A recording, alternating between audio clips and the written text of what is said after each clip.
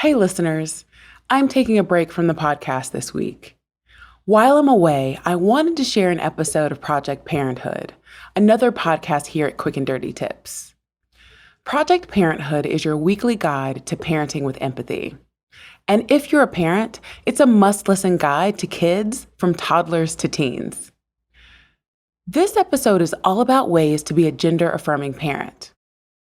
If you're the parent of a kid who is transgender or non-binary, or you just know a kid who is gender diverse, this episode is full of helpful tips on how to be supportive. If you enjoy this episode, you can subscribe to Project Parenthood in whatever app you use to listen to me. See you all next week.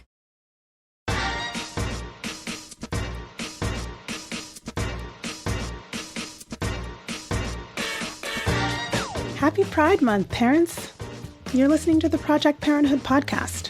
I'm your host, Dr. Nanika Kaur, clinical psychologist and respectful parenting therapist. Each week, I'll introduce you to the same respectful parenting practices that I use to help parents repair and deepen connections with their children. You'll get tips for cultivating more parental self-compassion, more cooperation from your kids, and more joy, peace, and resilience in your relationship with them.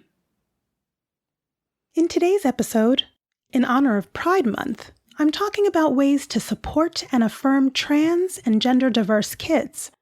Stick around till the end for ways to think about cisgender privilege.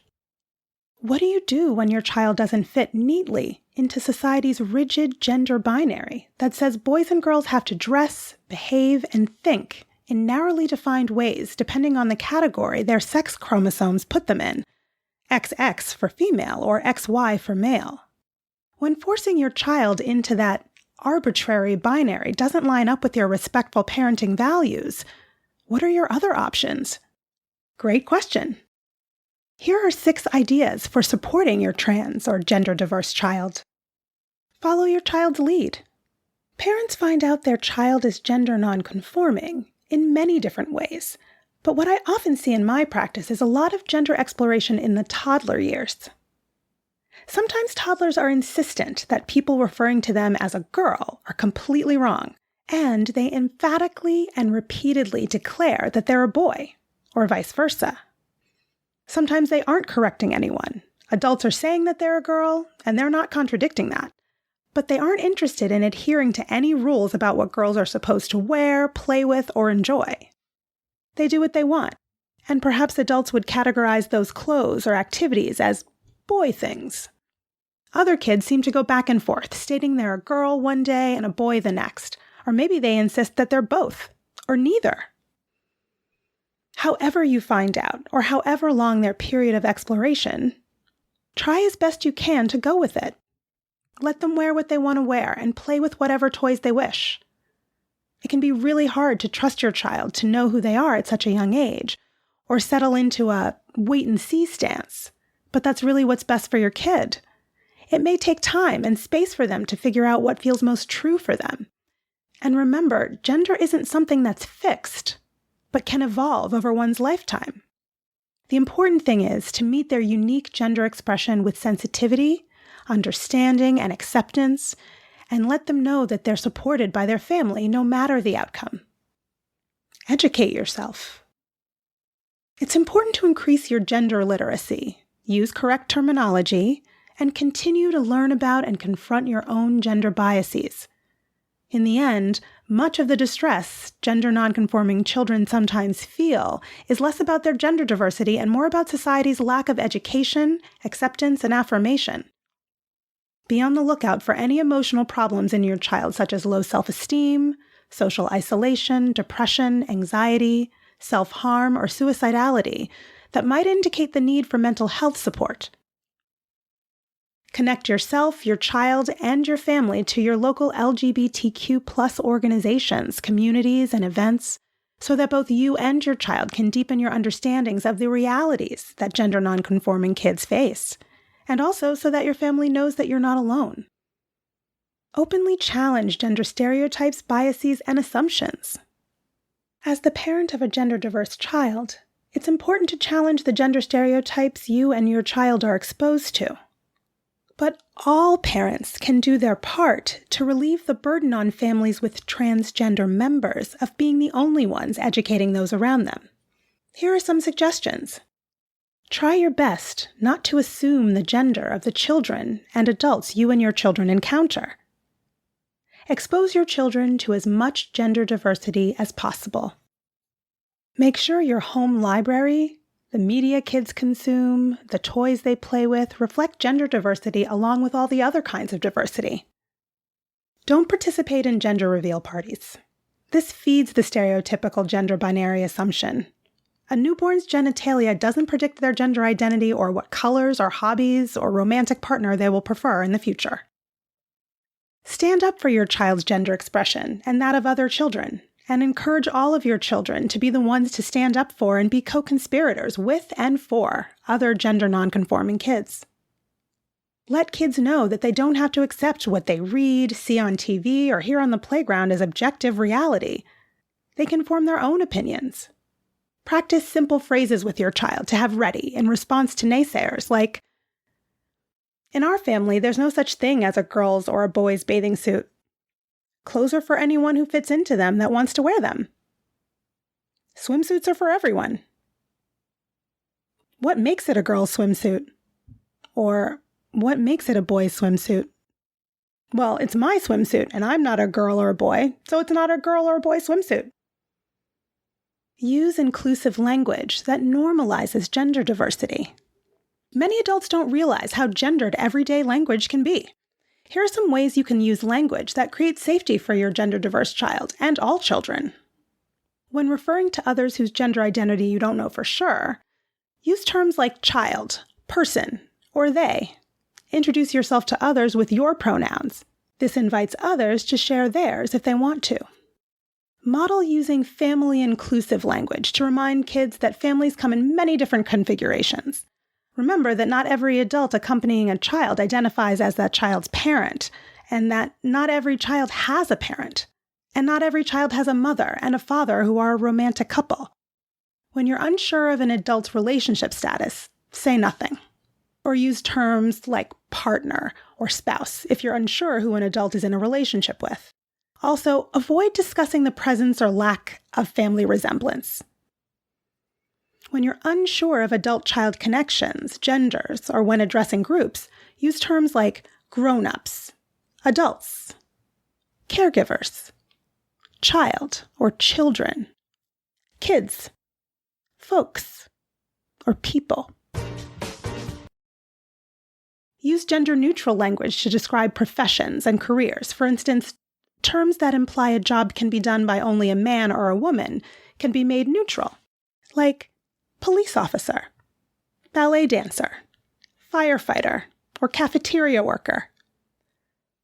Using neutral language shows that you don't subscribe to a rigid gender binary, and gender doesn't limit your child's possibilities in life. Think and speak beyond the binary when it comes to romantic relationships, so your child knows that you welcome who they are right now, and whoever they turn out to be. This way your child won't have to wonder if you'll accept them if they don't fit the binary. Model the awareness that gender and romantic attraction are fluid, so your child feels confidence and resilience around their own identity and the identities of others. Advocate for your child. You're your child's rock.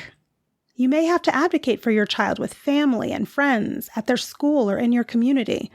It's up to you to make sure they feel loved, like they have someone they can trust and rely on who respects their gender identity expression. Don't underestimate the protective impact of parental support. Because we're still waiting for more widespread acceptance, you might find yourself experiencing conflict with extended family, resulting in you having to set boundaries with them to protect your child's emotional safety. Remind family members that they can hold on to their histories and family culture and still allow for the breaking of the mold and the challenging of the status quo. At school, you may have to push back against the system for your child to be able to use bathrooms and locker rooms that are safe and comfortable for them, and for school staff and peers to use your child's preferred name and pronouns. Get involved along with your child in activism, organizations, and support networks that lift up and make the world safer for transgender and non-binary folks. Find support for yourself as a parent. You might have a lot of big feelings when your child shares that they're trans or gender nonconforming in some way. You might have to shift and redefine your entire worldview around your relationship with this child. There will likely be a period of mourning, fear, and sadness for the life with your child you thought you would have, or anticipatory grief about the hardships you imagine they'll face in the future. Will people deny them their moral or legal rights as a human being? Will they be physically safe from those who would be harmful? What about all the dreams you had for their future? How will this impact them at the intersection of their other marginalized identities?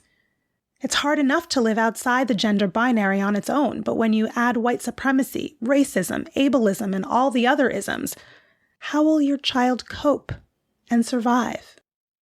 The best thing you can do is educate yourself and have a safe space to process your fears and uncertainties in ways that don't make who your child is responsible for your emotional experience. You need someone who will listen to your complex feelings and all the questions you don't have answers for yet. Forming gender-diverse kinships outside of your family helps to expand your community of care, justice, and love that your child can feel safe within. Connecting with other families raising gender nonconforming kids through support groups can be a source of support for the whole family, particularly when it comes to navigating social and physical gender transitions. These groups give the opportunity to learn about legal, medical, and school issues and receive emotional support. You might seek therapy for the whole family, and its individual family members as well. Family therapy can be a place of refuge where everyone can be honest and your gender-diverse child's identity is nurtured. It's valid for family members to have fears around your child's gender expression, but it's unsupportive to express those fears and uncertainties to your child. In therapy, you can build self-awareness and emotional regulation that can strengthen your relationship with your gender nonconforming child, all of which are beneficial to your child's well-being and social-emotional development. In addition to seeking external support, it's also important to engage in self-care. I offer mindful self-care strategies in the episode 3 Strategies for Becoming a Better Parent. Challenge yourself. I'm challenging folks this week to think about cisgender privilege. If you have a gender nonconforming child, especially if you're a parent whose biological sex matches your gender identity, this is called cisgender, it's important to recognize the privileges you benefit from in life that your child does not, things you don't have to put up with or consider in your daily life.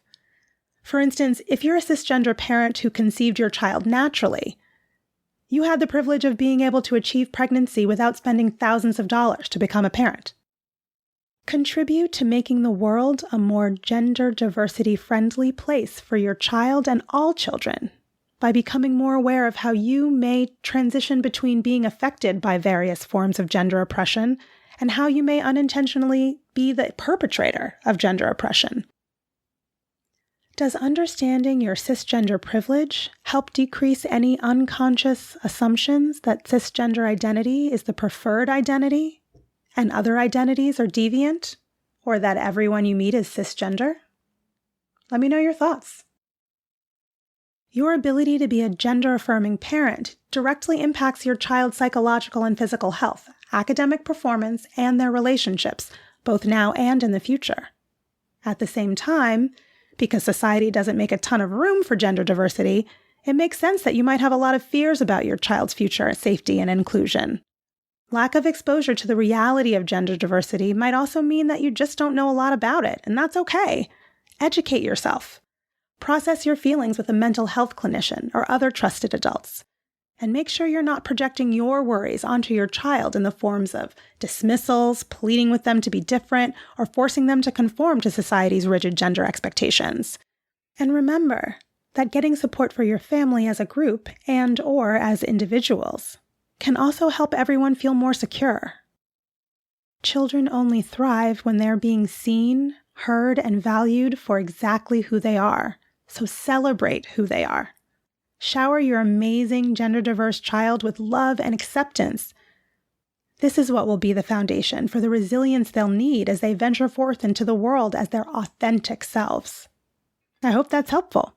You can learn more about my work with parents at www.brooklynparenttherapy.com. and on Instagram at BKParents. That's BKPARENTS. If you have more questions about raising gender nonconforming kids, or any other parenting questions or stories, leave me a message at 646-926-3243. And be sure to let me know if it's okay to use your voice on the show. Or send an email to parenthood@quickanddirtytips.com. And don't forget to subscribe to Project Parenthood on Apple Podcasts, Spotify, or wherever you listen to podcasts. Project Parenthood is a Quick and Dirty Tips podcast. It's audio engineered by Dan Feierabend, with script editing by Adam Cecil. Our podcasting and advertising operations specialist is Morgan Christensen. Our assistant manager is Emily Miller. Our marketing and publicity assistant is Davina Tomlin. And our intern is Brendan Pika. That's all for this episode. Catch you next week.